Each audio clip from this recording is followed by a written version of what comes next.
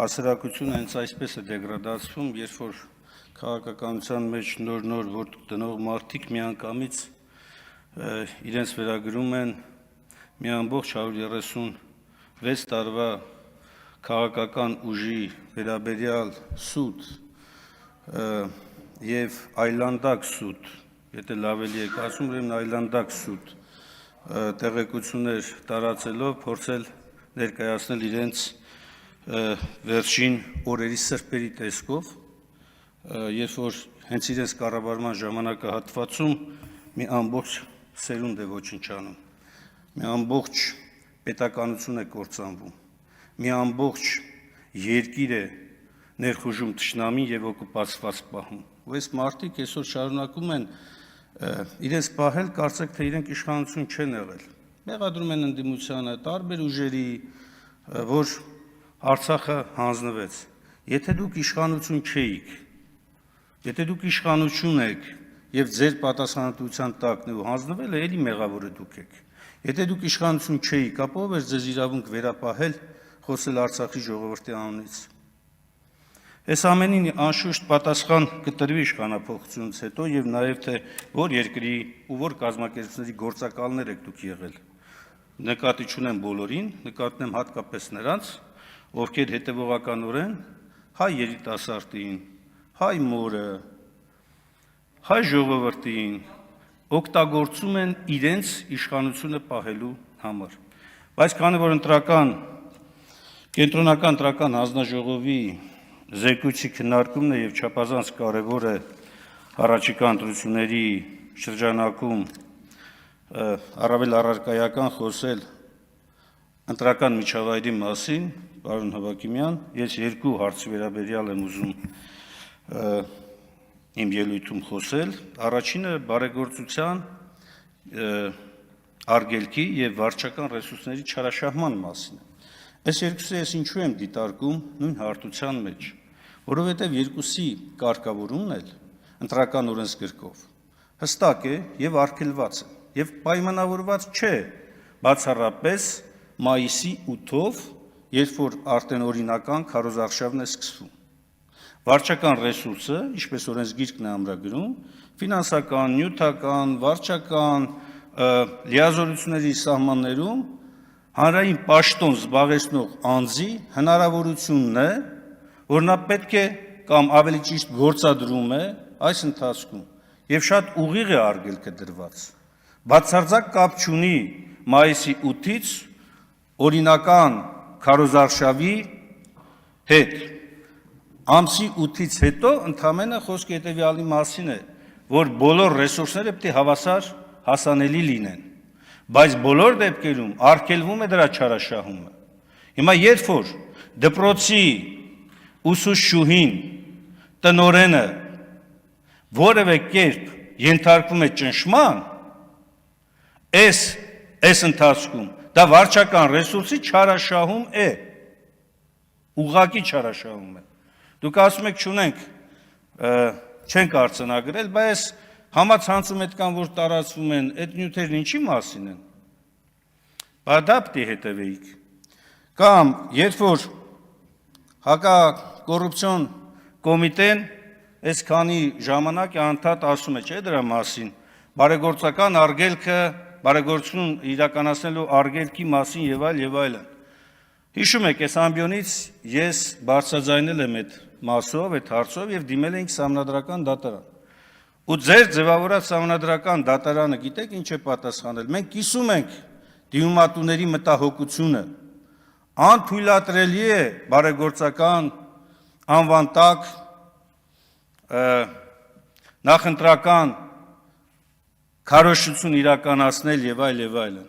Բայց քանի որ առարկայական գործ չկա, հետեւաբար մենք չենք կարող անդրադառնալ այդ հարցին։ Այդ հիմքով մերժել են դիմումի վարույթ ընդունումը։ Մենք իրենց դիմել ենք, ասում ենք բարձր դատարան, տուր ունես մեկնաբանություն, որ իրավահպատակ վարքագիծ ունեցող քաղաքական ուժերը, մարդիկ այդ մեկնաբանության շրջանակներում գործեն։ Իրենք ասում են, դե քանի որ կոնկրետ գործ չկա, հետեւաբար չեն քննում այդ գործը։ Խնդրեմ կոնկրետ գործերը։ Հիմա է քննելու։ Ոչ, չեն քննելու։ Հակառակը Հակակոռուպցիոն կոմիտեն, քննչական մյուս մարմինը, իրավապահ մարմինները հետևողականորեն ընկած են իշխանությանը քննադատողների, իշխանությանը դատապետողների հետևից եւ փորձում են ամեն կերպ մի բան գտնել։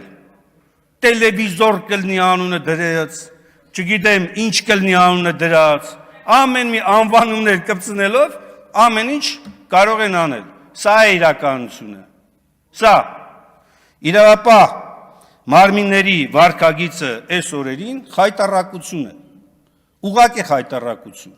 երբ որ հսկայական ոստիկանական գվարդիան ուղեկցում է կառավարության ղեկավարին, երբ որ դա վարչական ռեսուրսի չարաշահում չի, պարոն Նովակիմյան, օրենքն ասում է ընդամենը հատուկ պահպանության ենթակա անձանց այն կանոնները, որոնք որ ուղեկցման ընթացքում կարող են լինել, բայց ամբողջ մի ոստիկանական գվարդիա ինչ է անում ընդ Մյուս կարևոր հարցը այս իրավապատակ վարքագծի տեսակետից, տեսեք, պարոն Նովակիմյան, պատահական չտվեց այդ հարցը, դուք ասում եք չափազանց կարևոր է, որպեսզի հայտարարագրման, թափանցիկության կանոնը լինի, այո, ես էլ եմ գտնում, որ պետք է լինի ու պարտադիր է լինի, նախընտրական շրջանում ցանկացած միջոց, որ ծախսվել է, այո, դա պիտի հրապարակային լինի, դա պիտի հայտարարագիր ունենա եւ պիտի հրապարակվի ու հետևից էլ երևա ֆինանսավորման աղբյուրը, բայց դրա համար ենք դիմել ձեզ, ասում ենք պարզաբանում տվեք, նախընտրական շտաբում կամավոր աշխատանքի մասին, այս պարլամենտ, այս մեծամասնությունը քվեարկել ընդունել է, այդ ու նաև ընտրական գործընթացներում ներգրավելու մասով, ինչ կանոններով են կամավորները ներգրավում, ինչպես են հայտարարագրելու իրենք, կուսակցությունները, վատ բան ենք հարցնում, ասում եք տվեք հստակ կանոններ, որպեսզի այն ուժերը, այն անձինք, ովքեր որ ուզում են իսկապես իրավահպատակ վարքագիծ դրսևորել, այդ կանոններով գործեն։ Հակակոռուպցիոն կոմիտեն մի հատ սև սենց արկղ իր համար ստեղծել, մեկ էլ օպլա, մեկի նկատմամբ ներկայացնում մեղադրանք, եղբայր, հրապարակի, քո կանոնները հրապարակի, որպեսզի մարդիկ անակնկալի չկան, եւ նրանք, ովքեր որ հակաիրավական վարքագիծ դրսևորելու մտադրություն ունեն, հասկանան, որ անխուսափելի է պատասխանատվությունը։ Իսկ նրանք, ովքեր ուզում են իրավահպատակ վարքագիծ դրսևորեն, իմանան, որ այս ձևով շարժվելով իրենք խնդիր չեն ունենա։ Բայց դա ձեռք չի տալիս։ Ես նկատեմ իշխանությանը, ոչ, իրենց ձեռ է տալիս սև արկղում պահել բաներ, որ ցանկացած ժամանակ անակնկալ մատուցեն։ Մի հատ էլ հմեկի ռեպորտաժներ պատրաստեն, այ հարայ հասեք, այստեղ ընտրակաշառքներ են բաժանվում, այստեղ բարեգործություն է կատարվում, այստեղ չգիտեմ ինչ է լինում, ամենամեծ ռեսուրս տիրապետողը իշխանությունն է, իշխանությունը ինքն իրանից պիտի սկսի, եթե իշխանությունը ինքն իր համար սահմանափակում չի դնում, ոչ բարոյական, ոչ քաղաքական, ոչ առավել ևս իրավական տեսակետից չունի այդ իրավունքը պահանջելու դիմացինից։ Իսկ իշխանությունը դնում է այդպիսի պահանջ իր առաջ։ Դուք այսքան ժամանակ տեսել եք, որ իշխանության որևէ ներկայացուցիչ ազատվի աշխատանքից այս ընթացքում ընտրողների նկատմամբ ճնշում գործադրելու։ Այսինքն չի եղել։